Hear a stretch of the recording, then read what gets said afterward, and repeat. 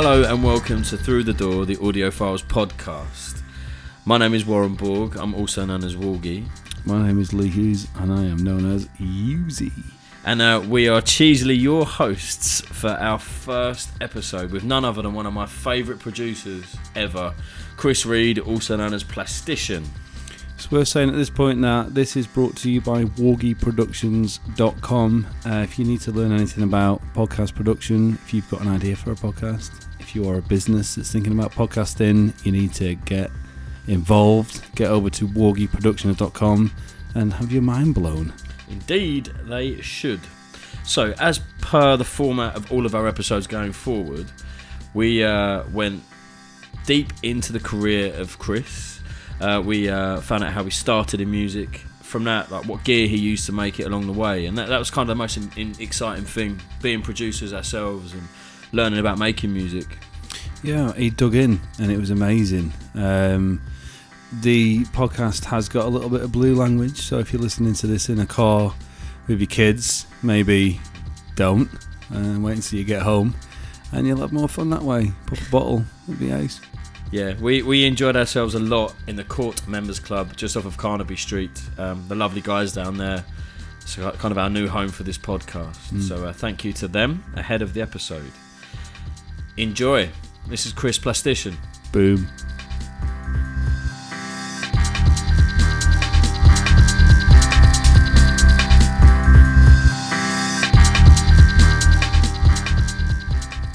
So, Chris Plastician.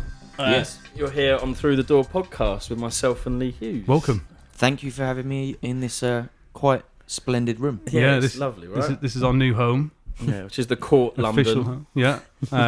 It's very swanky. It's plush. It is. It's rather lovely. I'm impressed. Yeah, cheers, mate. So, yeah, man, it's the last time I saw you, we were in LA and I was at a show with you DJing and playing alongside DWE as well. Yep. We got a bit pissed up beforehand and yeah, it was a Do you remember that sour beer that we had? Yeah. It's like vinegar. Yeah, it was. Yeah, it was gross. Yeah, but yeah, man, it's like that was. I was actually making a podcast while I was out there. And Yep. Chris was there, obviously, and yeah, it was dope, man. It was like a random little one, but sort of ended up just smashing about in LA, which was fantastic. Catch up, yeah. It's Yeah. like a school reunion. That's it. It was. It's like I remember that was the thing about that night because like one of my favourite tunes. Like just full stop is Intensive Snare, right? All right, yeah. Just is, and like you smashed it at the end of that set, and I remember being really drunk and being like, "Yes!" I didn't know you were still there as Yeah, well. Actually. I was I was- like, you disappeared for a bit. No, I thought he's probably I was- slipped out the back. I was chatting to D Double's manager for like ages, just Yeah. bending his ear about Bethnal Green and that actually. But yeah, he's a good lad. But yeah, that sort of it was. I thought that would be a good point to sort of start the podcast with. Really, is because I kind of learned about your production through that tune, and then met you through Forward and through my ex Amy and like because obviously being around Plastic People, and yeah, it's got to come full circle really in that respect, I suppose. Yeah, But, yeah.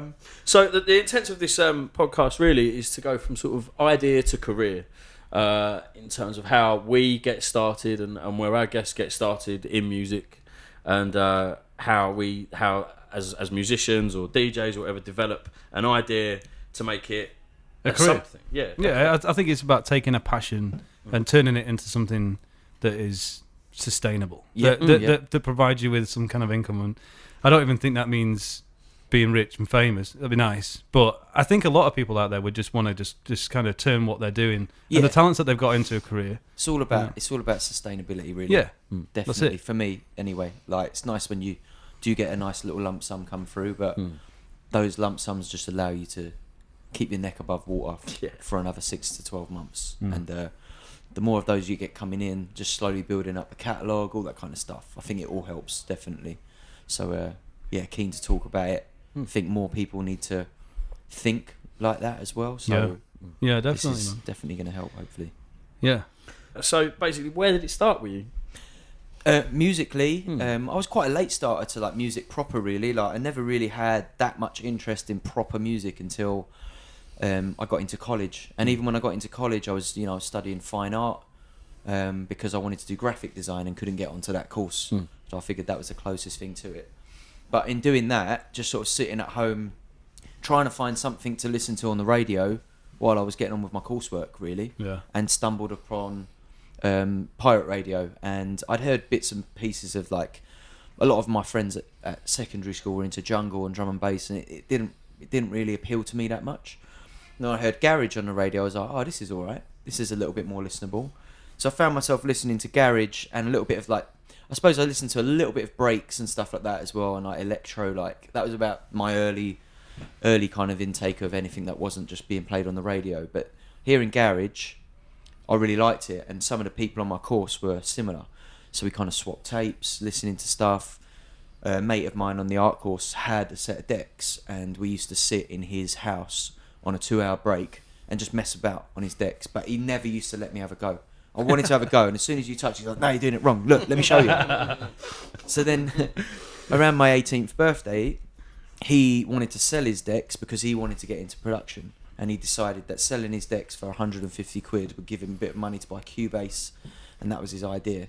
So I took the decks off of him for my 18th birthday for 150 quid. My mum and dad thought it was another fad, like rollerblading was, and all that. They always do that. Yeah, and I thought, but part of me probably believed them as well. Like they probably had, like they were probably right, but at the time I didn't really want anything else. I thought that I wanted to do that, and I just started buying records in Big Apple and Swag Records in Croydon, and we had Beano's as well in Croydon. So I was pretty much like spoilt for choice down there at the time. We had a lot of underground music stores, Wax City as well, and so I was starting to buy like garage records.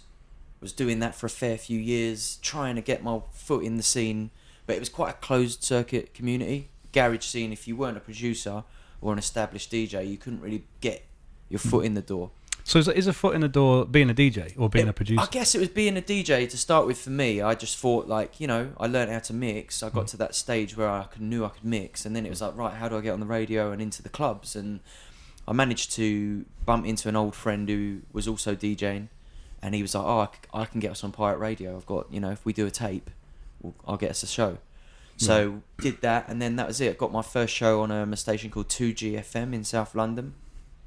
I'm guessing that would have been around 2001, 2002. So I was sort of dotting around stations like that were on and off the air every 5 minutes because they were getting shut down. The aerials were getting ripped off the the roofs by other people, and that was just the state of affairs in pirate radio back then. And I was doing that for a couple of years, and I was listening to like tape packs, and I was hearing like the early started of like the grime sound. So I'm hearing this garage, but I was playing a lot of darker stuff because I had MCs on the radio with me. I needed instrumentals, I needed darker garage stuff. And then I started to hear the tape packs like Pay As You Go, Heartless Crew, So Solid. And I was like, all right, this is a lot more the sort of thing that I am into as well.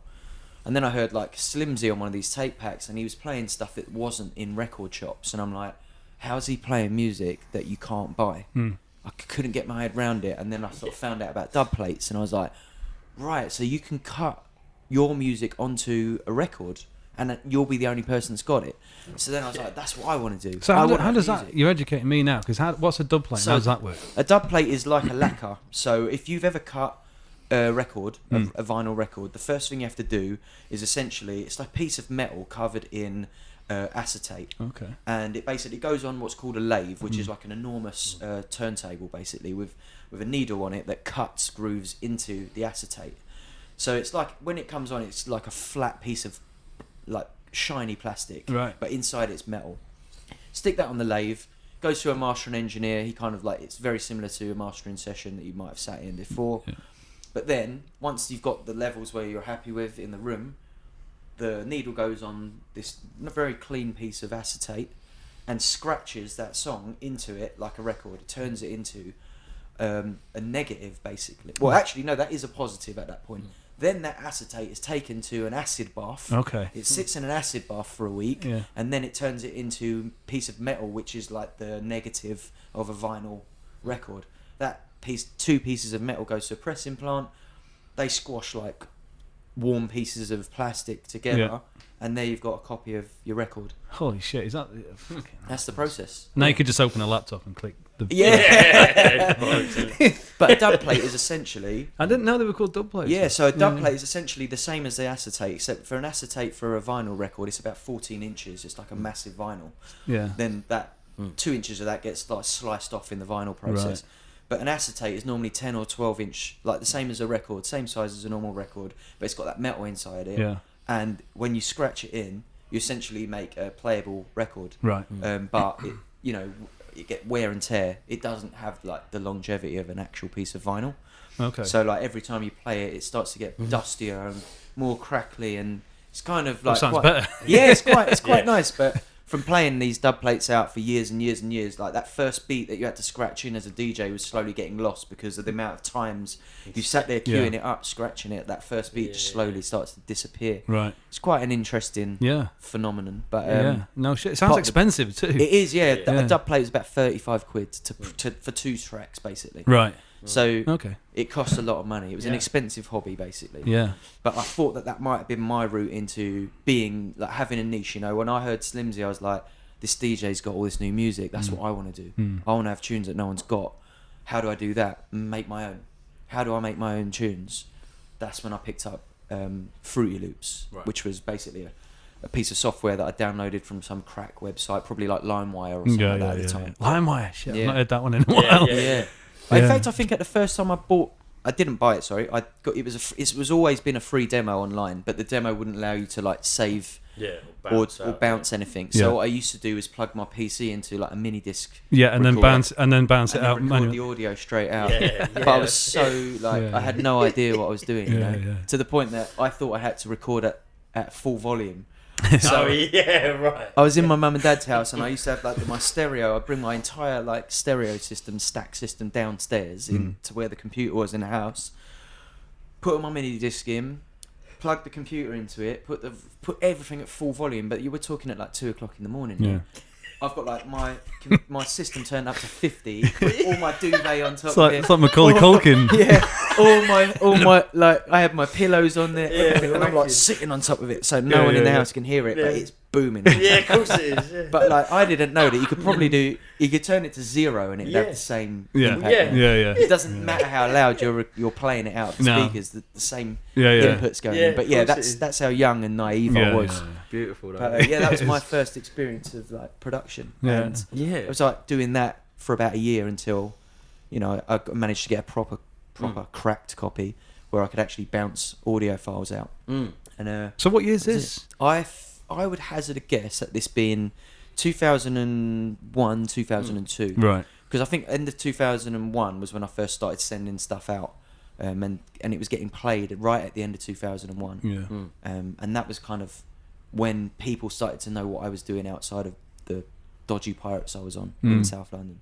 That kind of opened doors for me outside of the local community and the house parties and stuff. So in terms of you escaping a sound, right, at that point, so from like Dark Garage, so like around that time, I mean, I don't know, from what I listened to, what I got into, I guess, was like the sort of sound of like LB and Ghost, and that was a lot of what I was playing on the radio, right, and like the early Horsepower stuff as well, Benny and that. Because I mean, so what gave you your sound? Like, so your initial idea? I think it was it's a bit of a divine mistake at that time that like you have a go, and for ages you're just trying to copy other people's tunes, and I think the first time I had a tune where I was really happy with it was I'd been making this kind of like 8-bar grime stuff for a while. It wasn't really called grime at the time, but it became grime. People were referring to it as 8-bar, Sublow, Esky. It had so many names. And I was making that with not a lot of success for a little while until a record by Big Shot came out called Stomp. And I tried to kind of replicate the structure of that. And that's when I really learned a little bit about structuring songs a bit more than just literally making patterns change up every 8 bars. Mm-hmm. And once I started learning a bit more about structure, that helped me sort of harbour my sound a little bit, because then I wasn't just making straight up like 8-bar grime. I was trying to think about the structure of the song and make it more interesting than just something that MCs will spit over. It'd be like, I want to make something that's interesting enough just as an instrumental. Yeah. And I think that's how, the early days of playing forward, like my first time playing forward was 2003. Yeah. By which time I'd been on rinse for a few months as well. And that came about because Slimzy picked up on a couple of the records that I'd made, probably because I'd started to just stand out a little bit more. Yeah. And it was standing out purely for me was just trying to make my grime music a little bit more interesting on its own, not need an MC on it, like build it like a song, not just like an instrumental that needs an MC on top of it. So I think that helped me stand out a little bit in the early days. And you've got to remember, like in the early days, not like it is now. In the early days, not like now, where 40,000 tunes a day are getting uploaded to Spotify. There's probably only about 10 to 15 producers releasing any music within that kind of circle. So, and you know, like just went through the process of pressing vinyl. You had to know that to even get your music into the shop. Yeah. So I was lucky that I only knew that because I'd worked in distribution at this point as well. That was another. Before I even got into production, I had a job in the industry doing that. So I knew the process, but it was just having that music to then exploit the process and the knowledge that I'd had at the time. And so yeah, I think like it was easier to stand out back then because there wasn't as much competition. Right. And I just made music that was good enough to stand out above a lot of the stuff that was out at the time. And because of that, it started to pick up like press at that time. It just came at the perfect moment for me that like suddenly like people like John Peel were playing it on the radio, and it's like, oh, if John Peel's playing it, it must be interesting. Who should we be listening to? And I happened to be one of them people that John Peel was playing. So all of the kind of like highbrow press that wanted to write about what was going on in like urban London were writing about this sound that was happening at Forward and Grime. And I was writing amongst the thick of that, so it was like very much like lucky in that sense, that it was perfect timing, and luckily my music was at that level, and that was it really. I remember like being like reading like Melody Maker and NME at the time. I mean like mid 2000s. I mean I remember seeing the name Slimzy, the name Plastician, like Oris J, like seeing all them people like in the paper, like and it being referenced as like punk music, like it's what punk was gonna, what new punk was. It was because it was idiosyncratically London. Well, I was envious of it because I was a guitarist, and I was like, and I like the only electronic music I was into Left Field and like Rhythm and Stealth. They borrowed a lot of like that sort of grime rhythm to a degree, like with like some of the garage and like the darker garage, like the first, and I just remember sort of being like infatuated with it and jealous of it and angry because I didn't know how to make it and whatever. Like, and the first sort of big crossover record in indie world was "I Love You" by Dizzy. Basically, because that started being played at indie raves at the end of the night. Insane that all ones that it was that as well, because even in the grime world that sounded weird. Dizzy's vocals like didn't like we heard him on the radio over lots of different other people's instrumentals, and he just like blended in with everyone else. But then when he started putting his own production to what he was doing, it was like, this is weird. Like I'm not sure if I like this. I remember the first time I heard "I Love You" and I was like, it's a bit noisy. And then like I remember going like, hearing it on the radio like that same day that I picked it up in the record shop, and John in Big Apple said to me, he's like, it was on under the counter, like, oh, you know, like we've only got a few copies of this, like, do you want to have a listen to this? And I was like, Dizzy Rascal, I keep hearing about this, I need to hear it. And I heard it and I was like, is that what this is? Everyone's talking about this, I'm not in it. And then I went home and then I heard it on the radio in a different setting completely, and I was like, oh, I should have picked that up. And then I went straight back in the next day and I went, John, have you still got that record? And he went, yeah. And I went, please, I want it now. I was like, I don't know, my mind was in a different place yesterday, but I heard it on the radio last night and now I get it. Like, next to everything else they were doing, it made much more sense. I'm just listening to it still with like my dark garage hat on. I'm like, that just sounds a little bit too noisy to me. When I heard it, like back then especially, I was into some really sort of noisy guitar bass, like a band called Out the Drive-In. Like that was sort of like, because I was bored of indie music, but didn't. So I just got into louder, aggressive punk music, right? Instead of trying to find a common ground, I guess. And like hearing it was like, fuck, like there's something there. And from that point, actually, it made me find out more about grime, I guess. And it definitely opened a lot of doors. Yeah, like it like just that sound, like a distorted kick, and like that. It just, I don't know. It just brought something. Like it it's that thing of like the breakthrough sound. Right? Yeah, yeah. You know, like, and I think that sort of lends itself to like what you said earlier about like you developed a sound as a result of your surroundings and everything else. And it's like that's the hardest thing I think now with like. So if we fast forward that to like right now, like today. If a song like that came out today, there'd be 50 copycats of it tomorrow. Well, That's the problem. Exactly. I think it took time before. Yeah, That song would live in its own space for about 6 months before anything else sounded remotely like it. Yeah. Whereas, so it had time for people to discover it, and it was still unique when they were still discovering it. Whereas now, something that unique comes out, everyone's jumping on it the next time, like next 2-3 weeks. Things are popping up on SoundCloud. You know, DJs the thing are is, playing it goes as quick as it comes as well. You know, like yeah. this new stuff. It used to be that a tune like that come around, it sticks around for a little while, but now it's like flash in the pan. It has to be something. And even then, like something like that, you know, like the first press of it would be like 500 white labels that would literally only go to London record stores that specialised in grime and garage. Yeah. So like, if you were like the average like crate digging record collector, you wouldn't have even heard that until someone played it on the radio, and they had to get hold of it from one of these extremely specialist stores. You know, like the people that walked into these shops, we all looked like each other. Yeah. We were all garage collectors. You know, like we were kids. There was no like old guys coming in like, oh, what's new? Like it was just garage buyers in those shops. That's it. Yeah. Kids in tracksuits. Yeah.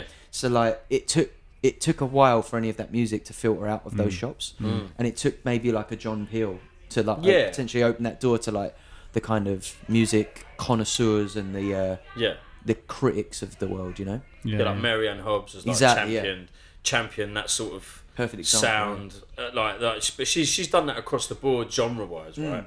Definitely. Like she's discovered punk bands and disco bands and whatever that have something. Like there's just something there, right?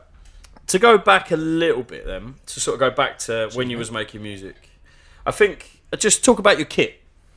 So what was it? When you surpassed your decks, you knew how to make tunes. You figured out that's why you should make tunes. Okay. Right. So your immediate kit, what was it? My home studio setup. I can kind of picture it now. It literally was a PC, and I didn't even have like a proper set of studio monitors. No. Just a very basic set of like basic hi-fi speakers. I literally had no kit. Like no MIDI keyboard. No mic, nothing. Everything I built for years was just built out of samples. Yeah. So even my samples would come in via, if I had to record vinyl, for example, I wouldn't even record that straight into my PC. Right. I would record that I had a CD like recorder that I used to like record my mixes into. So I would rip a vinyl onto a CD, then I'd literally burn that onto my computer, and then my knowledge was so bad back then that if I listened to the sample rate of the stuff that I was ripping, it was probably like 64 kilobyte MP3. So like all my samples degraded so awful, much. You get plugins for that now, though, right? Yeah. Bit crushers and stuff. Exactly. That was my process back in the day. Nice. But I thought I had no knowledge of like audio, you know, like I wasn't an audiophile, so I didn't know about bit rates, and you know, all I was thinking about was saving space on my PC. So I would literally go in at like the lowest quality that sounded okay. So that was my kit, basically a very basic PC, a very basic that used to go straight into my hi-fi, which used to bounce the audio straight out of my hi-fi speakers. That was it. That was my kit for years. And that was on Fruity Loops. That was on Fruity Loops, yeah. And I think so. The first one I was using was 2.0, which is very famous for the early Scream and Benga sound. Like that was where they wrote all their bass lines on the old TS-404, which then changed its sound. So when you moved from Fruity Loops 2.0 to Fruity Loops 3.56, the 404 sounded completely different. So if you opened any of your old projects, they didn't sound anything like what you'd made on the previous version. Which is mad irritating if you switch halfway through writing. Yeah, and I did that as well. So like, I recently remastered loads of my old stuff and went back into the original like files and bounced out the WAV, because all I had was like MP3s from that era, because I was bouncing out 128s and stuff. So I had to find the original files, and I literally had to go back to like an old PC and dig around and find the install file for that cracked copy of FL2 to make sure a couple of songs that I'd written on that program that I had to then rewrite the bass lines on. couple of songs on that project took me ages. Fucking hell. I literally had to like replay all of the automation because it was all like In done real- by hand. It yeah. wasn't Yeah. like Real-time drawn in, automation. like, lines. It was all So ups like and downs. and like was it all just like the internal oscillators and things you'd use in there? Like, Yeah, or did you have any third parties on there or not? Like, I did no. It was all internal for Everything years. through- Actually, through. I don't think it was until like, I mean, like I used to knock about with Scream and Benga a lot where we lived locally, and they taught me how to use the 404 in there. So, but until I sat in on a session with Scream, I had no idea that those sounds were in there to use either. That's why everything I was doing was on samples. So I literally made everything out of samples, replayed in different keys, or like put through effects that were built into the sampler in FL Studio or Fruity Loops. and the thing is as well, years, just to cut in as well, they were like a fair bit younger than yourself at That's that point, right, yeah. So they were making tunes when they were like 13, 14 and stuff. So I right? think I met Scream when he must have been about 16 when I met Right. him, or Bengham would have been about 15. Yeah. We had lots of mutual friends in that, but I think I used to sort of see them on the house party circuit in Croydon. Yeah. So we'd both end up DJing and be like taking turns, but I never really spoke to anyone. Yeah, and then you go in the record shop and there's that guy from the house. Oh, you played at that thing the other day, innit? What's your name? Like, and then of that's course. how we got to know each other. Yeah, Just yeah. through that, like that's how I met Scream, Benga, N-Type, Chef. I went to school with Hatcher, so I already knew him, but Yeah, Hatch is wicked. he was in the year above me at school. But yeah, there's loads of weird little links to all of that. Like, you know, Mallet used to work with my mum at Vodafone. Right? Oh, really? It's like, Which yeah. is mad. If our listeners don't know who Mala is, which they may not, his musical journey is like unreal, isn't it? Really, like it's to crazy. see the thing. Not that yours isn't, but like just to think he goes from Vodafone to sort of halfway Started across off as the a world. UK in garage Brazil, MC like- and all that. Yeah, right. I mean, Jesus, it's just unreal. It's an unreal world. But man. we were all linked to each other in so many different ways. Like, even talking about that, my college course earlier, Loafer was in my class in the year above. But we didn't really know each other until we bumped into each other at Forward, and it's like, oh, I know you. Like, you're in the art class. So yeah, it was just like literally that. The kit was like that for years. Yeah. Everything was samples until I met Scream, and he showed me a way around some of the VSTs that were built into like Fruity. the stock version of Fruity. I didn't have any third party, nothing. Yeah. I can't even be sure if that existed. If it did, I didn't know anything about it. Exactly. For years. So then your user approach to it, right? Like, so we've discussed this. I mean, Lee and I make music together, and our approach, and I think it's because we were guitarists, essentially, is you pick up and you just go, right? Yeah. We never read manuals. I've had samplers of whatever else, and never read a bloody. I can't. Nah, trial and error. And actually, I think especially plugins and stuff like that, I think a lot of people fall foul of relying on the visual UI to. Yeah. Some people don't even fucking That plug shit headphones in, scares and me, they just EQing off what's it called? What it tells you. Yeah. Yeah. I mean, come on. You've got to So- use your ears and eyes at some point. Yeah. You know what I mean? It's you can't just go like- by Yeah. presets. So that's sort of my question to you is like, so your use of them and plugins even now to date. I mean, we'll go on to what your kit is now, right, and what you progress to. That's what I'm trying to get to. Right. But like, so how you use them in terms of when you opened up like a plugin, whatever the fuck it is.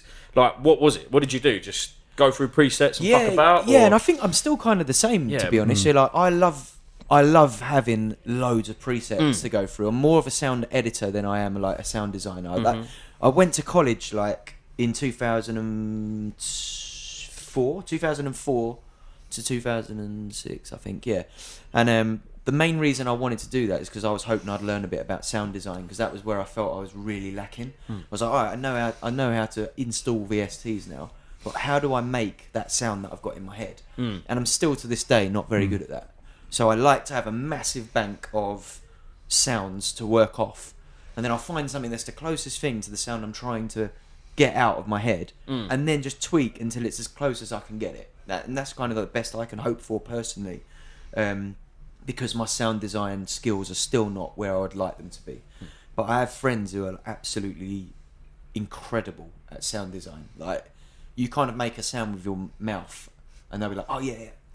Like, literally live automate the whole thing. So like, it's just incredible. Like, I'm jealous of those kind of people. Like, I wish I could do that, but yeah, I've never really been able to do that. But I think having a nice broad range of I've never really got into sample packs. That's one thing I've not got into. I like the thought of like digging around for stuff that other people can't get, or like literally like lifting a kick drum off of a record, or even off like a WAV or an MP3. Like if I hear something, I'm like, I'll sample that, nick bits of it here and there. I still am a bit more like that.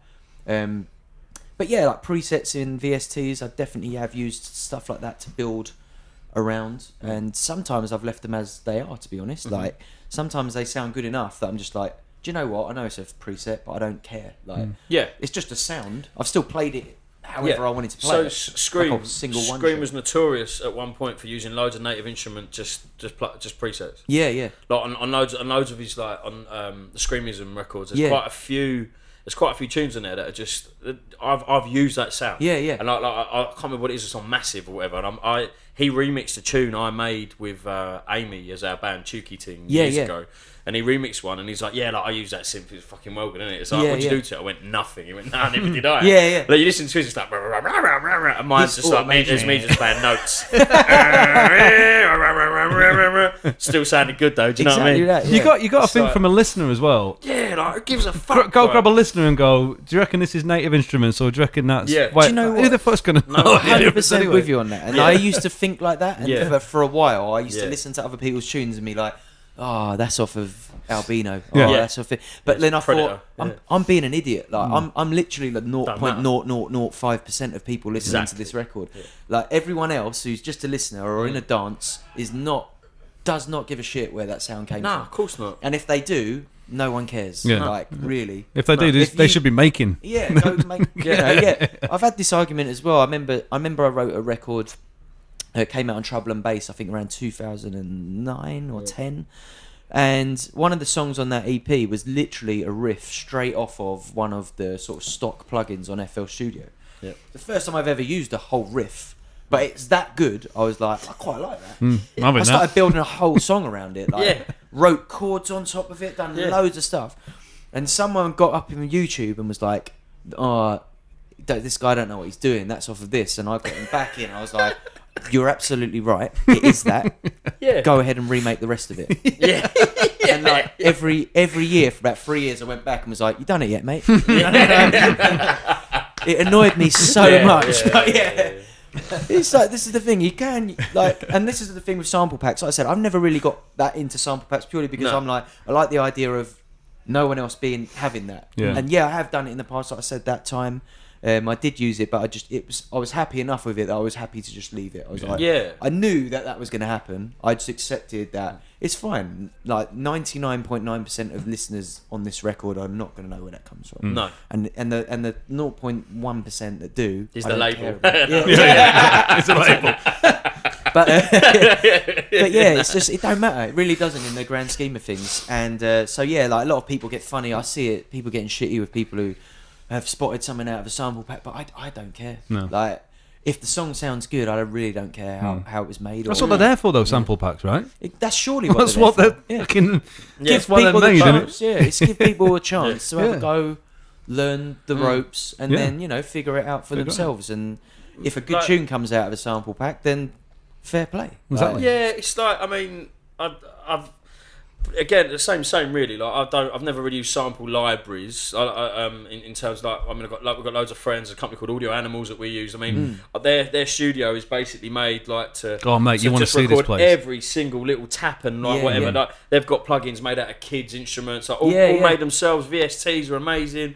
Like they've done it all, and it's like fucking Darth Vader's game room in there. Mate, it's unreal. It's unreal. It's like Wall of Moogs. They know what they're doing, man. They're amazing. And at the same time, like I still make tunes from a whole collection of drum packs that a mate gave me on a hard drive once. Oh mate, and he was like, "Look, there's 50 gigs worth of kicks and snares and hi hats. I do the same. You've now got them, and then we just made a record with them. And it's like everything else was, to be fair, like organic, and like we can play a lot of instruments between us. But then again, there's loads of presets on there, and like Waves element we use quite a lot. That's a good sounding sort of bass synth. There's like some really nice horrible little noises on there.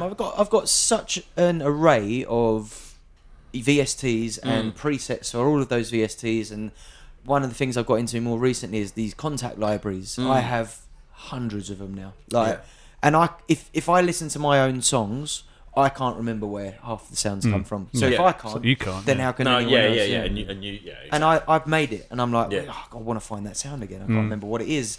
I have to open the project, open the contact, find which player it's in, find what the samples. It takes me forever. It's not going to be spotted by anyone. Nah, man, it's the way. Like, yeah. So in terms of your setup, then, we're moving towards how you produce, and we're going to get an example from you, basically. Okay. But so in terms of what you have now, what you moved to, what were your next things that you got? So you still on PC? I'm still on PC. Still on PC. I still use Fruity Loops, but I'm now on FL Studio 12. Yep. They've just released 20, and I'm looking into that. I just haven't got into doing that yet. I'm hearing a lot of good stuff about that. A friend of mine who literally won't move from 11 for years is like, I'm like, just go to 12. You know, What, is he scared of bugs or something? It's got no. Do you know? It's not even that. I think I'm the same. For years, I was using 10. For years, I was using 8. Then for years, I was using 10.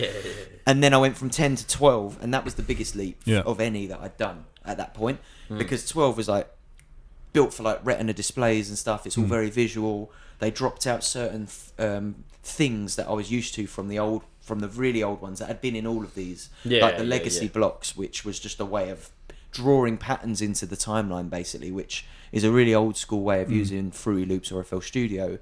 But now that I've got used to not using that by habit, it made the jump from 10 to 12 a lot easier. Yeah. And the main reason I had to do it was a friend of mine in America wanted to collaborate on a song, and he was using 11. And I'm like, well, and then I think I had 11 installed, but it was a previous version of 11. So I needed 12. I needed the most up-to-date version to open this collab file. And then I opened 12, was working on that. And then just without even thinking about it, I opened it, was working on it. I thought I'd start a new tune and just start a new tune in it. But by then my brain had stopped thinking, go back into 10 and start a new tune. Like, you know where everything is. I just thought, let me just set up. All it was setting up the routing inside it to show the program where my sample library is, where my VSTs are. Once that was done, it was not that different from using 10. But there's a lot more like extra features and stuff, and it just looks a lot cleaner. I always find it weird going back. Yeah, and then you're like, where the fuck is everything? I can't do it. What is this? Yeah, it's like that, definitely. Weird, isn't it? And so now, I've been using 12, and I work with an artist on my label, and we've been collaborating on a completely separate project, which is like nothing either of us have worked on before. It's kind of like housey, but more like quite radio friendly, actually. Nice. Just a bit of fun that has been going on for a year in the background, and I'm always on him like, got to work on 12 so that like we can both like work around the project once we're out of here. But he's like, nah, not moving to 12, blah blah. But he sent me a message yesterday. He's like, I've just downloaded 20, have you seen this? And I was like, I've been saying for ages, both of us have so many VSTs now, like absolute like terabytes of them. Literally any free VST, I've got it. Like, I want to try it out, but I cannot remember for the life of me what's what. So I was like, what I need to do is rename my VSTs to like reverb this, reverb that, reverb this, reverb that, so I know where all my reverbs are, all of this. And he's like, look at 20, you can literally put everything into its own category, so it's massive. These screens like that as well, and it's like putting all of them straight into a category. So you go like EQ, it's like equalizers, and then they're all like 5 EQs. Ours is a fucking mess. Like, I can't remember. Like, I've got plugins that are called like RX15 X2. Yeah. What the fuck does that? What that is? CPD 4444. And I try and load it in, and it's like, this is an effects module. What are you doing? And it's like, sorry. So I'm just trying to find that old synth that I. But this is that's like the argument for why you should use a certain DAW, right? Yeah. As well, like, I mean, because I use Ableton, I use Logic. I've used Logic from day because the first time I was introduced to digital production was watching Ben Zink in the studio, in the old Temper studio. His old Bingo Beat studio, like the one in Brick Lane. Like, I literally was in there a couple of weeks ago. Yeah, right. So I remember sitting watching him, and then Genius, and I think I saw what's that, Headhunter? Like, Like what's Ramadan Man? Yeah. Like them lot. Like, I mean, watching them, like just fucking about in Logic, and I was like, like I think I can kind of see where to do shit, and like, you know, like I remember buying that and thinking, was that the right one to buy? And then phoning my mate going, how do I load a plug-in? Yeah. Like, how do I open a fucking instrument on here? These days, how it do I don't arm matter, this really. shit? It's more about like knowing your way around it. Well, yeah, like all of them can do pretty workspace. much the same thing. Yeah, of course they can. Yeah, it's like, just knowing the workflow. yeah, of them. yeah. But it's, Like I worked in Logic the other week just to record some vocals and just trying to find like the shortcuts to like move something or like I'm like, oh, I'll be there for 5 minutes just trying to move like a block of audio over for like 4 bars without it going out of time. And I'm like, oh, sorry lads, like wait there a minute, I'll get there in a minute. Yeah. I'm not used to using an Apple Mac for production anyway. No. There was no engineering there, but I have done sessions on Logic with an engineer, so I've seen other people doing it. Yeah, exactly. I kind of know, you know, it's kind of self-explanatory when you're recording audio and not like trying to find your VSTs and stuff. So yeah, it took me ages to just literally like move bits around, like, you know, when you like double the chorus up, move the chorus into the parts of the song where it needs to be, and then just build the verses in there. It took me ages just to like move, like double, like copy and paste the chorus in time. Shit, still, like, if you know that shit, the shortcut's literally 2 buttons, right? If I was in FL Which is Studio, what we learned. it would take me 10 seconds. Of course it would. Of course. So that's my argument. Like the people that like say, "Oh, you need to move on to this." It's like, no, you don't. matter. You really don't. No. Like, No. so long as you get the end product that you need, it doesn't matter. And I've done a course on Ableton to try figure that out because I'd seen people using it for like in a live setting, and I was like, oh, maybe I'd like to learn how to do live, like maybe use like Ableton in a like live electronic music sense. And the only thing I still use Ableton for to this day, and I'm using it less now because of Serato's plugin, which is really good as well. I only used to use it to stretch loops, use warp markers and stuff like that. Because the BPM like capability, like to like stick it to a BPM and then change the parameters on the actual move file. Little parts of any Pull that sort of kick loop, just there. Yeah, it's like, so easy. Like it's fucking well good. It would just like find the kicks and any kind of like sibilance in any kind of sample, and you just get it to the BPM you need it at, move the bits in time, so that you've got the drums and it's dope, man. Yeah, but again, that's sort of what I mean. As I've said to you like before, it's like that. I used to use it for that, like export a file out of Logic, stick it in there, and then slam it back in because it looped in perfectly because Logic didn't have like that flex thing. I still don't even use that flex thing. You know what? I prefer the human error element of.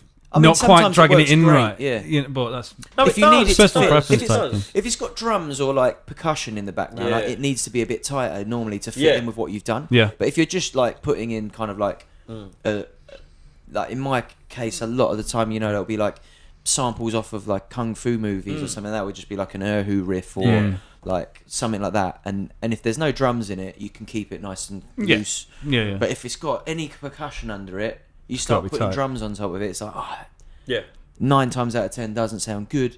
I'll float that into Ableton, get the warp markers out, move the bongos where they need to be in time with like a very specific drum mat, and then bounce that out and put it straight back into FL and close Ableton.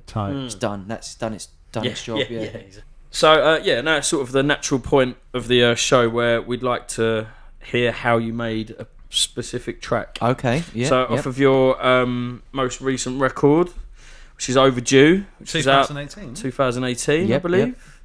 So we're going to go over Brexit beats. Yes. So we're going to play our listeners like 30 seconds or whatever of a few elements of the tune. Okay.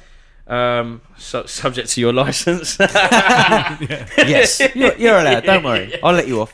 You're not going to get a bill. It's we got that on tape. PRS. That's it. And just sort of want to know how that tune come about, like literally down to the point of how you started it. Right. What instruments, plugins you used, and all that sort of thing, and be as sort of geeky as you want about it, and then how the rollout and everything that came of the tune as well, because we're aware of it. Sweet. So, jump in. We voted to come out of the European Union because a bunch of people kept telling us it was undemocratic and unaccountable. And we've now got a Prime Minister who nobody voted for. Not one person. And in terms of leaving the European Union, who are we going to hold accountable for that? Great work, guys. Seriously. What a wonderful country to be part of.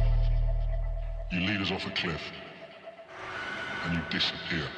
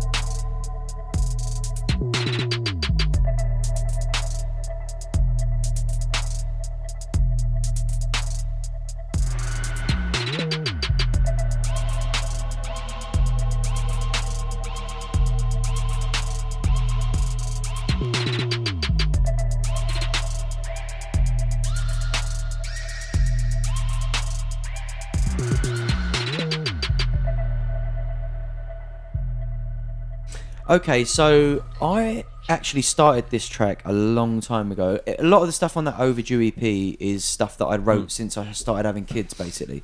So my eldest is nearly 5, and I specifically remember writing this particular record when he would have been about, I'm trying to think now, he's probably about 9-10 months, because he could get up on his feet. Yeah. I remember there's a video, it's still on my Instagram, of him in my studio, like with a big smile on his face, sitting on the floor, and it's just the bass line of the track looping round, no beats. I still hadn't written the beat at that point. I think the bass was the first thing. And I'm like, do you like dancing? Like, come on, like, dance. And he gets up and he sort of like has a little jig and then he falls over. So he was sort of at that age where he just got on his feet. But so I would assume that this was written around about the beginning of 2015, based on his age in that video. No. So yeah, around about 2015, right at the beginning, and I was listening to a lot of like drill and trap music, and I wanted to make a song that had that kind of bass in it, where like it's an 808 essentially, but it kind of, the pitch shifts up and down in it, and it's cool. It's just like I was just sitting down. I got this really good Contact plugin. What was it called? I want to say it's called 808 Gods. Right. It's a Contact plugin by a company called, and it will come to me, Big Works. Big Works. Yeah, BIGWERKS. They're really good for like hip hop, rap, trap. Okay. Like they've got all the kind of like all the obvious sounds. If you wanted to make a really obvious drill or trap record, you go in there and the presets of like the tune's made basically. Yeah. In some of them plugins, it's literally like an entire riff. The bass, all of the but the 808s in there are unreal. Really? Yeah. They're really well tuned. They glide. They're clean.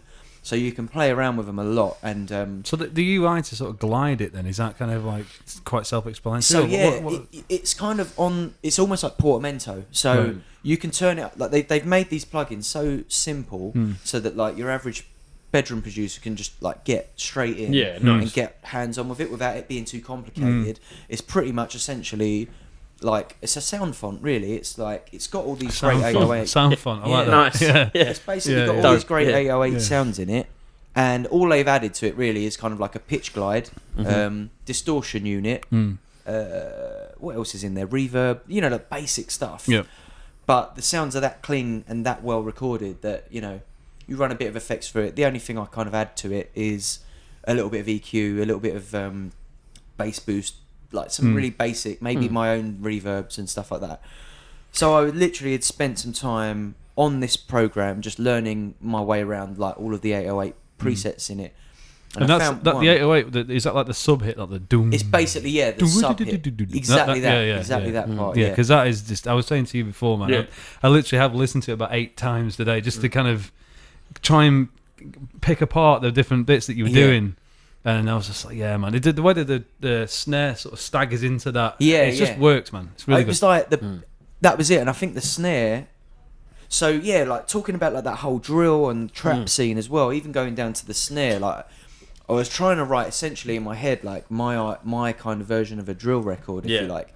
So I was like, I need that kind of like bait drill snare. I need that. So I found out. I went onto like Reddit. I'm like, what? I'm like searching. What is that snare in every trap record, like every drill record? And I found like a forum on Reddit for producers. Found a topic about it. It was like, it's the Young Chop snare. If you can get hold of the Young Chop drum pack, it's snare 5.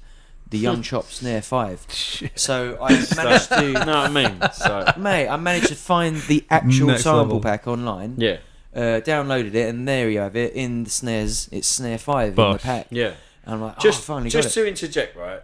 To anyone that wants to make music at this point, you've been making music for fucking ages. Yeah. And you're still sitting there Googling a specific sound, and you manage to find it, and you're using it just as a kid who's 15 that wants to fucking do the same thing. Yeah, but why and not? like that, if that isn't inspirational to make fucking music, I don't know what is. Like, it's all one and the same. If anyone says they do any different, they're lying. They I'm are sure. lying. Yeah. They are lying. Everyone does it. Like Exactly. If you are trying to find a sound, what's the first thing you're going to do? Search, Google it. Like, Yes, exactly. YouTube it. Like, Exactly. You'll find it within minutes. Exactly. Rather than asking your mates. Yeah, You don't want exactly. to ask someone else who's used it either, do you? Because that's just embarrassing. Oh, mate, where'd you get your snare from? Yeah, especially if it's your mate. I'd rather do it in stealth. So I stealthily did it. Yeah, sample it. And found the snare. Yeah, and then I was just like, I've always had a thing for like snare rolls, hat rolls, all that kind of stuff anyway. So like when all that kind of stuff came into track production, I was already like there or thereabouts myself within my own productions. So I kind of like added my own twist on the kind of drum loops a bit. But where the bass was already rolled, I was like, I really like the way that bass kind of like rolled, like had a weird.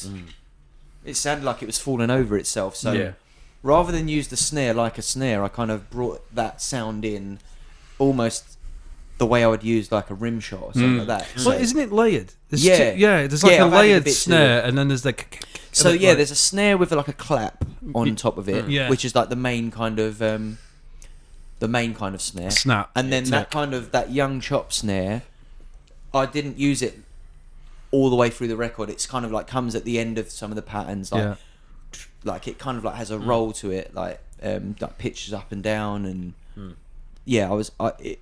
it just sat so nice with the beat.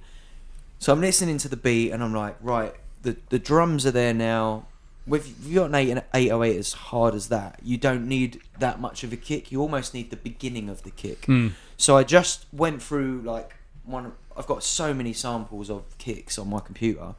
I think I just opened up a pack that was like pretty clean, like well recorded, because the 808 was such a surgically clean recording of like straight out of a drum machine.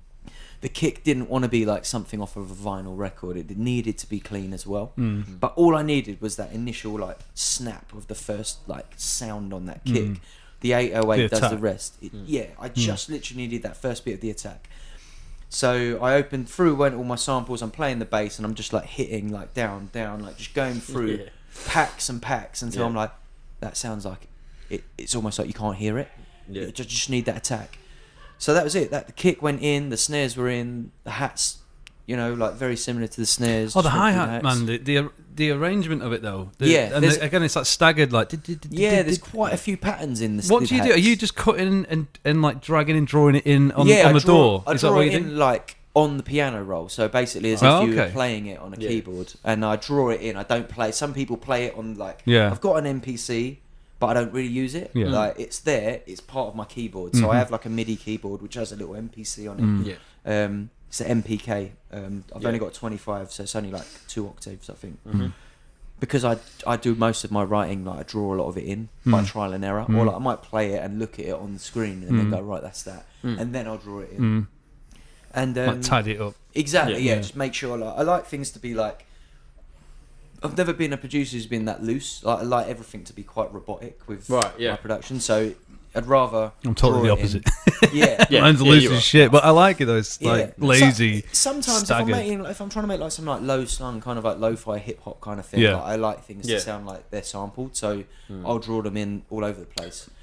But I still draw them in rather than play them. Just because, like if you're just off the grid, right? Yeah. It's like slightly move them off. Flying Lotus production, man. Exactly. You hear that? I like that sometimes. Or like a burial or something like that. Burial, I mean, Flylo's Ableton, right? He's an Ableton producer, but I mean, you would have thought it would have all been sort of like weird sampled MPC shit. But yeah, you can get that sound by moving stuff around and having long patterns. You just don't quantize, right? And you just keep everything exactly that. Yeah.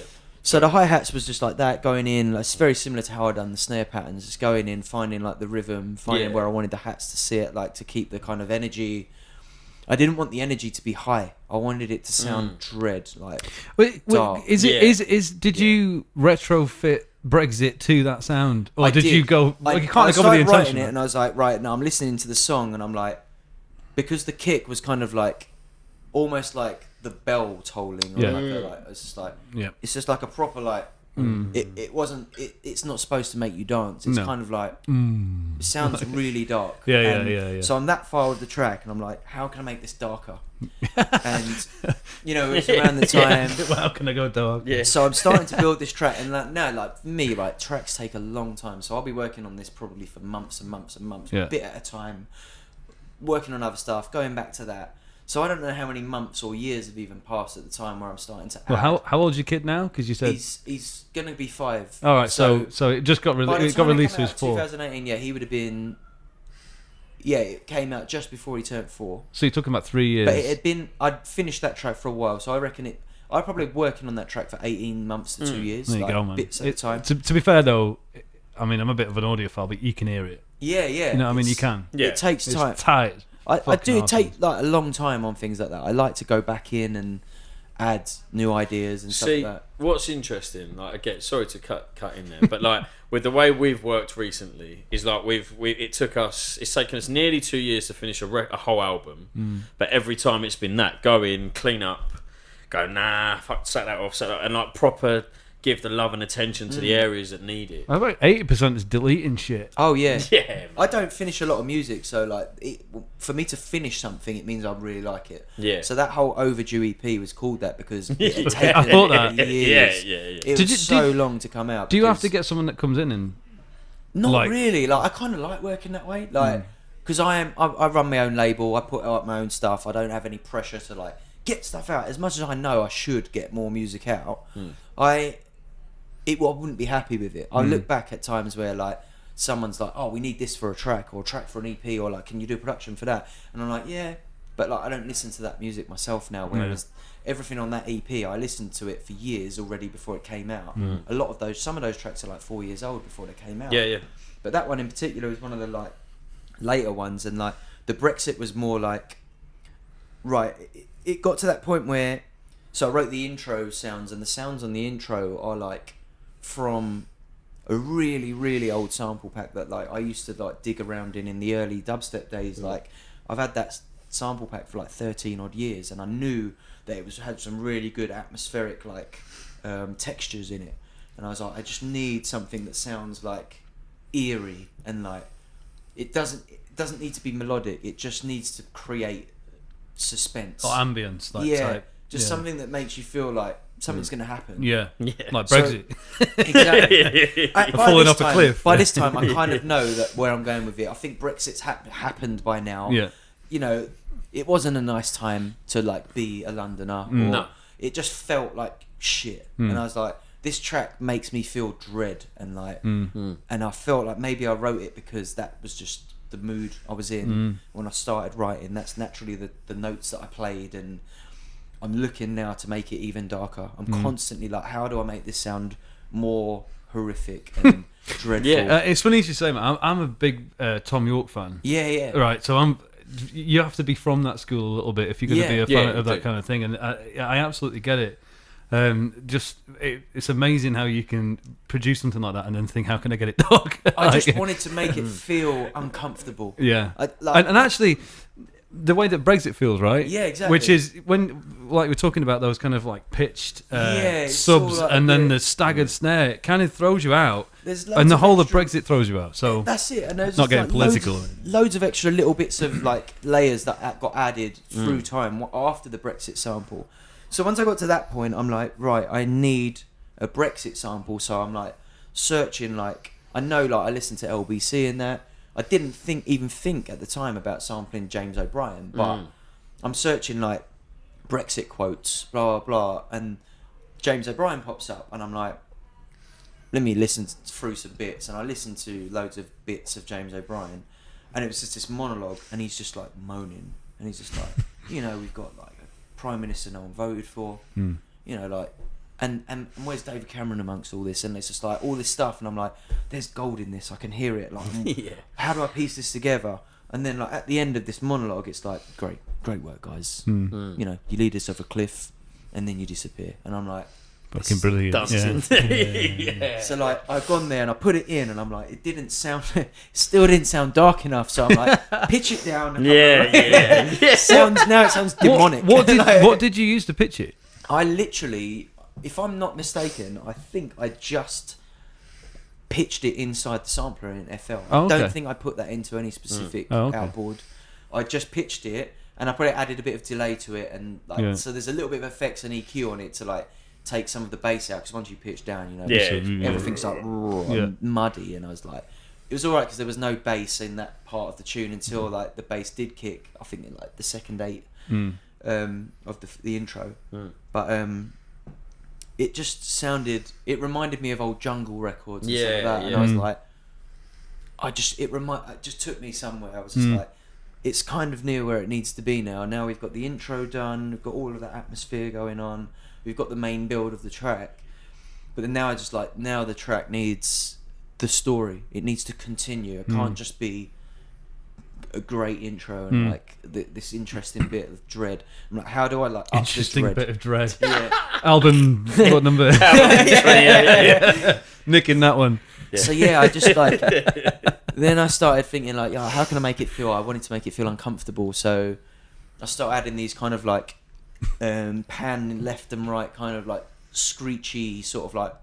Oh yeah. I meant to ask you about that actually. What like the fuck down. is that? It's thing? like a.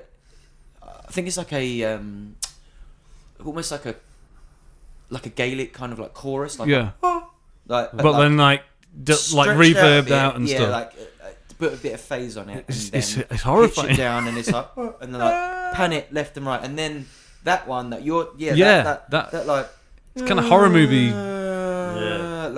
Feels like when everything goes to shit in a horror film, like I said, Straight like in the that pit. moment of like clarity, that shit we're fucked. It's like, like you're going down. Like, this is it. Sucked into the vortex. So shit. I was like, that was what that was. I was like, yeah, this is like that. That's that moment of like the hairs on your arms to stand up now. And, this something sinister. Like this isn't. Yeah. It's not nice. So that was that I'm like, now I'm really happy. It's got all these sounds going on. It doesn't feel comfortable. Some of the notes in that don't sit quite right, which is what I wanted, like to create that discomfort type, a little bit. Like, is that in? I'm not sure if that's in tune anymore. Like on purpose to make it just feel just a bit uncomfortable, not easy listening. And then obviously it goes into the breakdown, and the kind of Brexit sample comes in again, but it's a different part of it. Yeah, it's just like, seriously, well done, guys. What a wonderful country to be part of. And then back into the sort of back end of the track. And that was it really. The track after Beyond Them was just sort of like built itself into a close, and that was pretty much it. Did you feel done with it when it was done, or do you still feel like you need to go back and do some? No, like, do you know, I really like. I still play that out a lot. There's a lot of my own music that I don't enjoy playing out. Yeah. But that's almost like the perfect intro record in like a dark club. I'm fucking glad we picked that tune then, man. Slow, I rang Warren today. I was like, dude, it's got to be this one. Yeah. So I'm always vying for intensive stuff. I was like, no.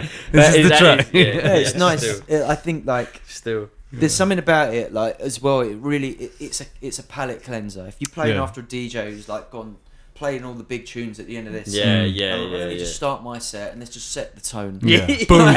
Doom. Like, this is the beginning of something completely different. We're going down to 120 BPM, half time. Yeah, man. It's going to be fucking dread for a minute. Like, just like, but if the system's good, it goes, everyone's like, whoa. Like, that first bass like note kicks in, it literally goes through the whole room. Yeah, man. And it's like, whoa, what is this? I've got to come and see. When's the next time you're playing that? I'm thinking now. I think I'll probably be in like a festival setting, so it might not have quite the impact. Unless it's a nighttime. 2 a.m. at Glastonbury. That wouldn't be too bad. Yeah, you want like the 6 a.m. set, really. Like, mate, if it's still dark. I'll come carry your records, bro, just to hear that. Like, But yeah, I think like like a nice basement venue. Like I'd almost put a gig on myself to do that kind of thing. I think. Do one here at the court. Yeah. Put me like just turn the lights off downstairs and cocktails and shock out. Put a function one in there. Right. Yeah, mate. Here comes an interesting moment of dread. Yeah. Clear the bar Hendrix out. once played the stage, you know. He did, and all. He's dead now. He's dead now. Boom. Yeah. So it's it's good. It does a great job of creating an atmosphere, and I'm still very pleased with it. And then the fact that like I think. When it came out, we was getting tweets and people were tagging James O'Brien in it. I'm like, oh. I'm gonna get a PRS claim coming in. Did he say anything? He retweeted it. Was like, this is incredible. Blah blah. Went on the radio the same day and played it on his show. Yeah, man. On a talk show. And there's a video online. I think like there was talk of like banning alcohol at airports and stuff. Like people getting drunk, like Brits abroad, all this. Yeah. And a DJ phones up and he's like, I'm a DJ. I travel. And he's like, oh, you DJ like. Would I know of your stuff? And he's like, oh, probably not. My name's Bondax. And he's like, Bondax? Yeah, no, I know your album, blah. And he's like, oh, you know who we are? Yeah. He's like, yeah, of course I know. He's like, actually, let me stop you there. Do you know about Plastician? And he's like, yeah, I do actually. He's like, you heard his new track, Brexit Beats? And then he literally just played it, like cuts him off. Yeah. And there's a video online of James O'Brien sitting there really free. I need to rip it off and like put it on my Insta. But it's so good, yeah. But he's really pleased with it. That would make a good video. Did you do a video for that track? I didn't know. Mate, there's your video. Do you want to do a video for that? Yeah. You just got your video, man. Yeah, no, it's incredible, the clip that I do. Yeah. Like, big up James O'Brien if he's listening. Like, I owe you a little PRS check. Yeah. It's probably only about 20 quid's worth, but you know, right. that's enough, music. mate. That's music royalties for you these days. Yeah, man. That's another podcast. My last check was about £9 for 4 years. So, Don't get me started on that. Happy days, mate.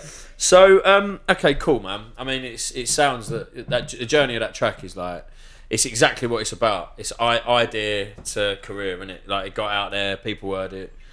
It's the way, man. So, I think our final sort of part on this podcast is going to be for the aspiring producers. There's a couple of questions, really. You got £1,000 left on a budget. You just moved to London, Right. Nowadays, you might have, bearing in mind, not when you started. like Okay, now, yeah, now. right, now, right? So you need to buy 3 things with £1,000. Yeah. What do you get? Do you go to a recording studio and spend it there with your guitar? Yeah, I mean that's not a bad shout, I guess, but you wouldn't get too. It could be anything you want. £1,000, I think. On If I specifically need 3 items. something, I would probably get. I'd need a computer. Yep. My current computer was quite pricey actually. It was a gaming PC, but you could probably do music on something. I reckon for about £400 you could get a pretty decent home desktop PC which would run some basics. So I'd spend £400 on a computer. Yep. I'd want a computer, a sound card, and some monitors. Right. Yeah.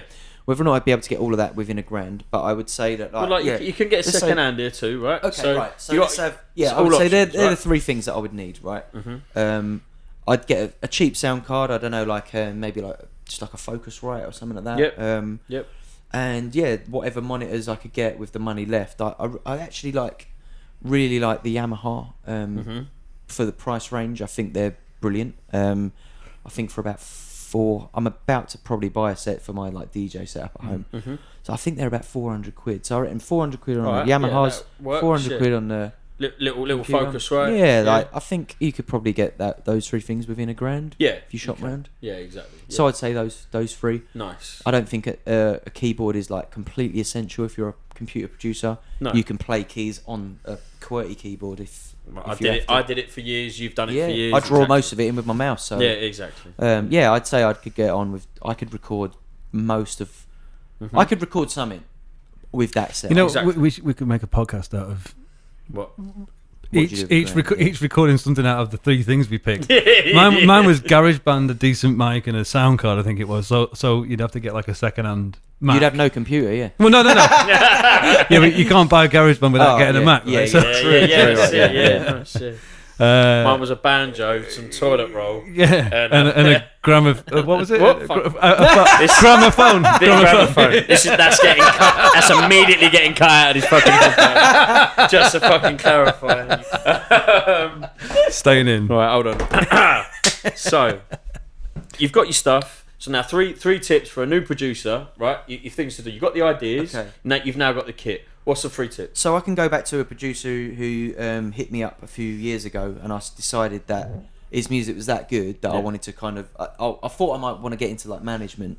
So I thought, what would I do if I was a producer who had never released any music? Because he had nothing even public on SoundCloud, but he sent me this incredible music. Yeah. And I was like, as soon as your music goes on SoundCloud, you're gonna have arsehole managers queuing up to All day long, waste your time and like try and manipulate you. So I just wanted to be the non-arsehole who would like just show him how to do it himself. So what I did with him was, I think it's very important these days. If I was doing it myself, this is what I should do.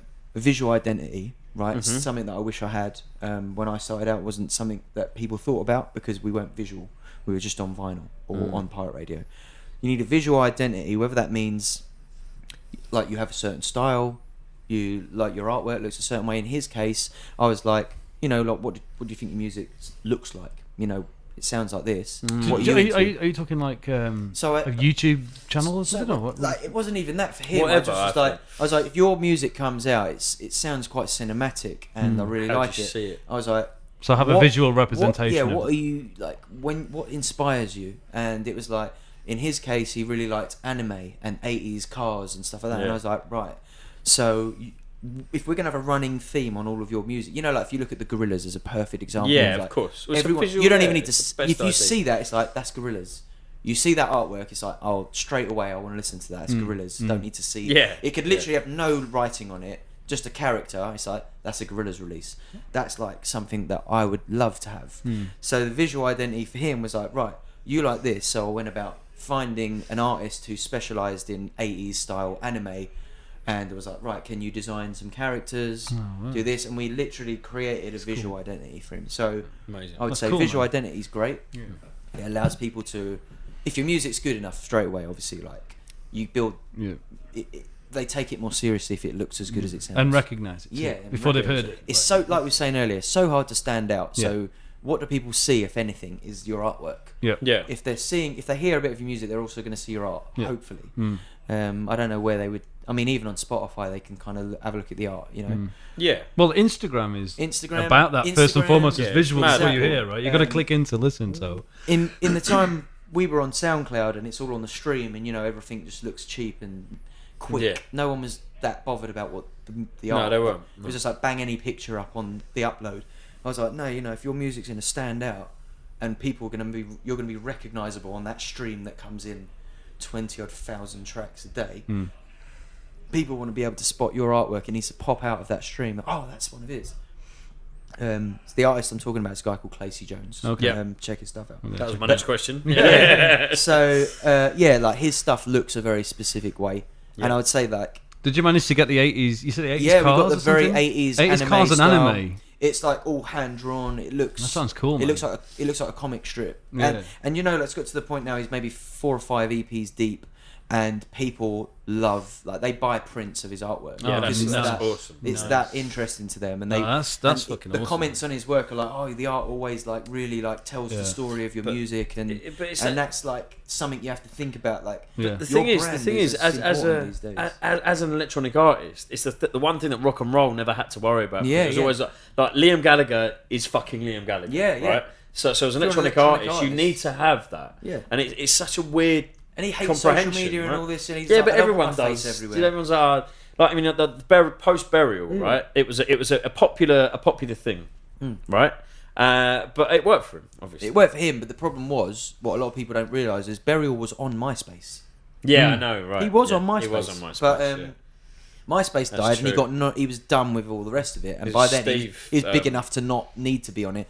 Yeah. The label kind of managed the communications between his fans and the label. Code 9, right? Yeah, Code 9. Yeah. And Clacy was similar in that, but I was like, you're going to have to engage a little bit with social media. You don't have to post what you've eaten for breakfast, but have accounts that people can follow you on. And I I think probably important as well. Yeah, cool.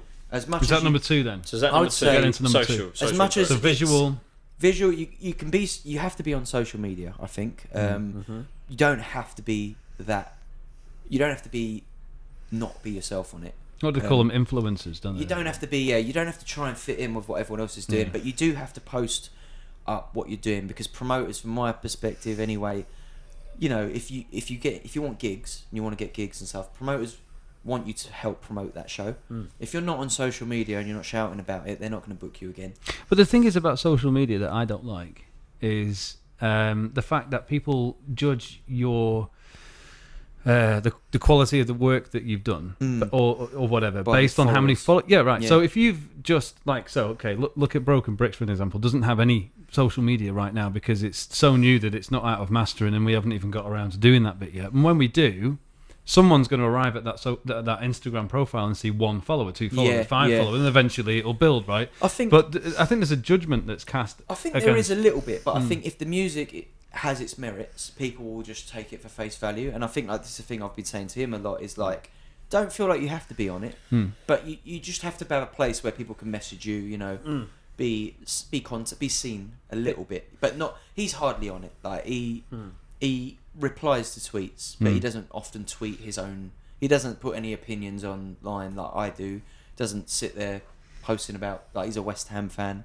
Doesn't post anything about football. Do you know what I mean? Like, I do think being on social media to some extent, I wouldn't say it's like. I think like. I mean, it's annoying because this shouldn't be a tip. I hate social media, but it's unfortunately one of them things that I have to engage with on a day-to-day basis. And the more I listen myself to like podcasts and read articles about, you know, and I work in a company where statistics mean a lot, but they don't mean a lot in artistic booking sense. You know, like, I'm lucky that like that's my job in this company, is to tell them what I think is good, and that is based off sound, not by reach or influence, followers. And it's more about, doesn't matter, you know, they might have this many followers now, but that's because no one knows who they are yet. Give them 5 years, they're going to be great. Like, and I'm lucky to have built a reputation through the label and as a DJ to someone who like has had a lot of wins in the 15 odd years that it's like trusted. But I think that being on social media, even just a little bit, I think at the bare minimum, just expect that you're going to have to promote your shows and your releases. But you don't have to engage more than that. But do make sure that your fans who have already clicked follow because they care about you, and they do care about you as well. Like, I listened to a great podcast of someone who made this point, and this is a great stat as well. 1,000 followers who will buy your music, right? The buying model versus the streaming model. If you've got 1,000 people who will pay £10 for your album, only 1,000 that are that engaged with who you are and like your music that much that they believe that paying £10 for your album, maybe on somewhere like Bandcamp, is going to benefit you and allow you to create more music that they're going to enjoy. You know, if you engage enough with them, they're going to be compelled to pay that £10 because they like you, they love your music, they like you, they're more willing to pay out for it. Plus, they don't feel like they're getting ripped off by the big boss label. Exactly. Yeah. So as an independent artist, if you give them 1,000 people who are willing to pay £10 for your album, it's the same as 1,000 people listening to your album every single day on Spotify 5 times a day for a year. Holy shit. No one does that. Even your biggest fan does not do that. No. Fucking hell, man. So if you can find 1,000 people to do that, and I feel like engaging with your audience to some extent on social media will get you to that 1,000 a lot quicker than not being on there. What about that the patron model? You know, where I like the idea of that. It's still a bit untested in my experience. I thought about it, but I feel like the only problem with that is it becomes a bit of an echo chamber. You know, like, you're waiting for paid subscribers, whereas like the good thing about being on Spotify, in a sense, as much as the money's crap, it's a good place for people to discover you. But the sales model is great for an independent artist, right? If you can build a solid base of people who will adopt the sales side, everyone looks at like Beyonce and says, Beyonce gets, look how much she earns from Spotify. You can't compare yourself to Beyonce. Plus, people like that cut their own deals with you could Spotify, literally, artists can get 20,000 streams on Spotify and will earn less than if they sold 2 albums on Bandcamp, and that's true. That is not a joke. That's true. You get 20,000 well, that's streams what Taylor on Spotify. Swift was saying, right? It's not worth nothing. But you've got to engage with it. You've got to be on Spotify, because not being on it could. Well, you won't get found. You might not get found. So you build, you get discovered on Spotify. People care about you that much. They're going to search for you on Twitter. And if your Twitter's like, go buy it on Bandcamp, it helps me a lot more, guys. Thanks for you. I'll still do it. And then bang, all of these people that found you on Spotify suddenly going on your Bandcamp, paying £10 for your album, buying your merch, finding out where you're touring, and I think the sales model is so good especially for electronic musicians who are not like faces, who are not like interesting characters. You know, they're kids who want to sit indoors and make beats. That's fine, you can be that guy, but just take on the sales model, be on Bandcamp, and just direct people there from your socials, from your SoundCloud. even from your Spotify if it's possible. Maybe Get them not. all back. And is Bandcamp the one? Bandcamp's great because the money lands in your Straight account to you. straight away. Right. Yeah, straight into PayPal. You got to set up a pro account for that? No, it's free. Oh, man. Get a PayPal, get a Bandcamp, Done. and yeah, I mean, like I run a label. Everything I do, I direct people straight there. We've got over 5,000 customers on Bandcamp. Oh, Yeah, nice. which is great. Across the whole label, but Yeah. most of my Which is business- terrorism. Yeah, through right? terrorism. Of course, yeah. So yeah, the majority of the money we get these days comes in through Spotify and Bandcamp. But Bandcamp is your core. That's people who come back every time you release something Yeah. and will buy it without listening to it. They're just Yeah, like yeah, yeah. they want to support the label. They want to see you release more music. And specifically for like Clacy Jones as an example, you know, like they buy merch. They buy before they've heard it. Like Yeah, man. we put up the release and you can't even hear it anywhere. He'll sell like 50 pre-sales before anyone's heard it, just because people can't wait to Yeah, hear they it. want to invest. They see the art, they're like, Yeah. they read the like backstory on this is the kind of idea behind this, it's conceptual, like here's the art, have a little look at it, you know, this is the story behind it, this is where I'm at in my career, thanks so much for your support on Bandcamp. Bang, 50 sales in a week, like, Done. before anyone's even heard it. So is There that you number go. 3 then? So we had the visual, social media, and then the sales model. Sales model. Adopt a sales I'd say model. Adopt a Is that sales the three? model as a Yeah. beginner is as much as you'll read all these things. You've got to be on Spotify. Got to be on YouTube. Yeah, you kind of do, but really and truthfully, I think Bandcamp is amazing for artists to just be on, and not just that. Like your friends and family, send them there. Yeah. Your mum's gonna buy it on Bandcamp. Your auntie's gonna buy it on Bandcamp. Like, bang, you've already earned more money than you're gonna see on Spotify for your first couple of releases, without Yeah. a doubt. Yeah, yeah. And that money's in your account within minutes of it going live. You know, Right. like someone buys it, it lands in Spotify by the end of the Spotify on PayPal by the end of the day. So it gives you liquidity that allows you to reinvest in the next project very quickly. And as a label owner, that is like very important. Yeah, and as yeah. a musician as well, if you get signed to a label, for example, you're not even getting accounted to until No. 6 to 8 months after Exactly. release. Like No. maybe more. So as a label boss, where are you at with physical? I used to do physical for years. I stopped. The distributor I was using went into liquidation. I lost quite a bit of money. And at that time was the same time we were going from like physical to iTunes, you know, like digital downloads, and the money changed drastically, and it was like, Course, yeah. shit, like What's the point? I can't see, and we'd lost so many record shops as well, so Okay. we landed on stock that I couldn't shift, and I'm like, put it on Bandcamp, see if we sell it, but you know, it's stuck in my garage. You Yeah, know, yeah, I yeah. don't know what to do with it. I haven't got enough shops to distribute to, yeah. but You got another grime thing- stuck in your garage. Is that what yeah, you're saying? pretty much, yeah. Like, Grime's need to miss the muscle, yeah. but I'm just gonna let that hang, you know, for a minute. but Fucking hell. it's but that said, again, like going back to Bandcamp, we've done, since all that happened, and I have been set on releases, I kind of like moved away from the physical model quite a bit, and just focused on just making sure music was available and putting stuff out, trying to like bring my costs back so that like I wasn't spending loads of money on releases. Like pressing a vinyl is like $1,000 at least. These days I'm trying to like spend less and less, do more work on it myself, like cut out all of the like paying for PR, paying for radio plugin, paying for like all that kind of stuff. It's just like know how to do that yourself, Yeah. and you can save a lot of those initial out payments. Yeah. You know, I still pay for mastering and artwork. You do? That I still do. That, Why? yeah. What's important about mastering to you as an I just electronic producer? Because isn't it already I just like having a professional set of ears on it who just right? knows. And it came I to agree. me- By the way, I just wanted to. Yeah, like I think yeah. what it was for me was in 2009 I did a release on Trouble and Bass, which I mentioned earlier as well, and I spent so long, because it was the first time I'd released on someone else's label in the digital age. I spent so long mixing these tracks down before I sent them. It was like, here's the finished versions, because I didn't know what they were going to do. You can hear something so many times. You become kind of accustomed to it so much. You want somebody else. Yeah, I to... got it to that point where I pretty Yeah. much in my head mastered it as close as I could to having like a professional master, and sent it to them, and they was like, "Oh, here's your masters," and I was like, "Oh, you got mastered, sweet," and I literally listened to it and was like, "Wow, who did this?" Because I spent weeks getting it to where it was, and he's just taken it to the next level. And they were like, "Oh, it's this guy. Get in touch with him. His name's Robin."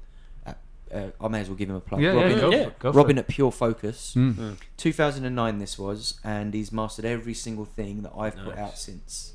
Dope. Nice. And he's cheap as well, so check him out. Cheap Always Robin. good, yeah. Cheap. It's like cheap But Robin. do you know what? Do you know what it is as well? Like, I've got a friend of mine that's an amazing master and engineer, or friends, two of them. Like, they're fantastic, and they're not expensive. Like, they've got our record at the moment for mastering, and like they're not. It's not ridiculous amounts of money. It's like 30, 40 quids. Yeah. Stem masterings, like score a stem. Do you know what I mean? It's like, but they're fucking good. Like, Yeah, they do really films and that. Like, Exactly. they're amazing, and they're not taking a piss. That is Spider-Man or something, right? Yeah, Something like the that, new or- Spider-Man film, Yeah, or that. yeah. But they're like they're not taking the piss out of people. No. They know what they've got to give to certain is it. tracks, and like if your production's up there, to be fair as well, if your production's shit, they're the sort of people to turn around and go, look, this There's not a lot needs. I can do with that. Yeah. This needs a lot more work for us to make it what it is. Oh So- mate, don't get me wrong. I've but, like- sent stuff through the label where like I've signed young kids, and you know, Yeah. trying to get a pre-master out of them is like I'm not sure what that means. And still comes out compressed, like looks like a sausage. yeah. Outboard's Yeah. got so Yeah. much, like 20 Yeah. plugins on it. So So just turn it down and Yeah. fuck all on it. It's just fine. literally take all of that Yeah. compression off the master Yeah. and just bounce that. Yeah, just bounces And, like- it is out the tracks. Yeah. He'll just bring it up, and so we've had that from him sometimes where he'll come back and be like, I can't do a lot with this. He's always honest. Yeah. But he's done stem mixes for us as well. Yeah, and like for me, it's like that peace of mind that like sometimes I'll do what I know in my Yeah. studio sounds great, and then I'll play it out in the club. I'm like, oh, that bass wasn't what I thought it was. Yeah. Whereas I give it to him, and every time I play one of his masters out, I don't need to worry. It's always going to bang, and it's. Yeah. I've never listened to one of his masters in a club playing out and been like, oh, that don't sound right. Yeah. So he's got a bit more knowledge than maybe I have. But in this that is thing. it, innit? So like even with other people's music, no matter like that Clacy artist we've been speaking to, he's very like his mixes are incredible, and his masters are great. But there's still a part of me that's like, can we just send it to Robin? Just to in- get that, Yeah. just to get that gloss. just Yeah, in the case gloss. I play it Yeah. out and it's not quite there. I Yeah. know that he knows Yeah. exactly what needs to be where. You know, almost mathematically, Yeah, we'll exactly. know that it's going to be fine. And it's because we're creatives, Yeah. and they're more mathematicians. Yeah, if you it's know what like- I mean. it's like they're, a they're, the- science. they're the ones that look at the sonics in a different way. In Robin's case, I've never met him face to face. No, Like right, he, really? he lives in That's Canada. it. Oh right. He just did such a good job of that EP I released. I was like, I'll send you the next Yeah, one, and sick. he was come back again, and I'm like, Bang. I'm just gonna. I put so many people onto him as well. Like I Yeah, know bang. so many people that use him, and he's reliable. He like turns shit around in days. Like Yeah, exactly. I'll be like, oh, can I get this for the weekend? And they'll be like, when I can get this one Done. for you tonight. And which one do you need like right now? He's like, I'll work on this one straight away, get it to you for the Yeah. evening, and I'll get the rest of it over by the weekend. It's Nice. like That's it. like years and years and years of running labels. You come across like flaky people who like hold Yeah, man. up your projects. So every time you get a good reliable one, you're like, this guy. Hmm. Like you keep that, Keep you her. keep them close to you. Always, your chest. always. Yeah, So like I've always. got artists who make artwork that I'm like, I need art. I know that they're going to charge me this much, and I'm going to have it by the weekend. And if I don't like it, they're going to send me more ideas, and it's not going to be a problem. But like, even in an artist sense, like I normally kind of go to an artist because I like their art already. So even when I go to someone for artwork, they'll be like, "What do you want?" And I'm like, "Have a listen of it. You know, Yeah, that's, Come up with something. that's it. I want yeah. you to make what you think, Yeah, like it's the you know." way. And I've got like 3 or 4 artists who like provide art for the label now, and one specific artist who works with Placey, who like only works with him. But they all do a good job, and it's just like finding. This is talking about like the process of like finding that self-sustainability. A big part of that is all of your external that you can't control. Yeah. Yeah. You need to be able to rely on them. Get trustworthy people. Trustworthy people. Surround yourself by them. Surround yourself by trustworthy people, people that you can rely on, and you'll be good. Like, and if they're affordable, and I think Even that's better. something like keep your Cheap, reliable Cheap, geniuses. cheap, reliable. like, best artwork can look Album number 4. work within your means as well. You know, Yeah, you got to work within your means all the time. Like I know people that spend like 500 quid on artwork, and I'm like, mate, it's going to take you 6 years to earn that back in streaming revenue, Yeah, like, yeah. making the kind of music that you are Mm. without like. What's the point? You know, be honest with yourself. Like, Yeah. what's your target market? What's like the absolute top end of that doing? Can you actually afford to pay 600 quid for artwork and $1,000 for mastering? Like, No. No. you know, you're just doing digital downloads. No. You, Yeah. you're not gigging. But I see labels that do it, like they're happy to take a loss on it, and I'm like, that's cool if this is just a hobby. But if you want this to be a life, a work, sustainable make career. sure you're just not losing money. So even if you're just earning a little bit each release, build that up, build a massive. Before you know it, you've got a catalogue of 300 releases that are earning £10 a month. Like that will cover rent. Yeah, great. Yeah, get it. I think that's a good place to. It's a lovely place to end, Chris. It's been an absolute pleasure talking to mate, you. Likewise. Thank you so much for taking the time out, man. The beer and Yeah, the man. fun. Yeah, definitely. The fun's yet to come, mate. I'm not editing it either. I'm scared. Quite scared. I'm scared. Saw you in LA, mate. Yeah. That's getting fucking edited. All right, sweet, man. Thank you so much. Cheers. Yes, mate. Big up.